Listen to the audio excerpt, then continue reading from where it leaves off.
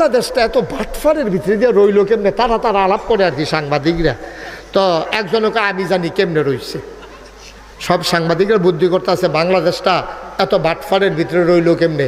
তো এক সাংবাদিক একটু বয়স্ক, এবার ওকে আমি জানি কেমনে রইছে। কনসান ভাই সাহেব, আপনি যখন মুরব্বী, আপনি এখন কেমনে রইছে?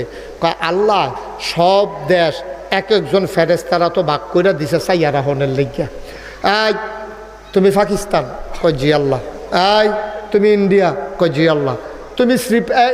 তুমি মালদ্বীপ, কয় জি আল্লাহ। আমি মালদ্বীপ তো ছুটু আছে ফারাম, আমি আবার সাঁতার টাতার জানি যেহেতু, সাঁতরাই মাত্র এই দুটো লাভ কেন, হ্যাঁ ফারাম মালদ্বীপ আমি ইনশাল্লাহ। শ্রীলঙ্কা, তুমি শ্রীলঙ্কা। তখন সব দেশ সবারে ভাগ করে দিয়ে আসছে। এক ফেরেশতায় জিজ্ঞাসা, আল্লাহ বাংলাদেশের ব্যাপারে কি করলেন?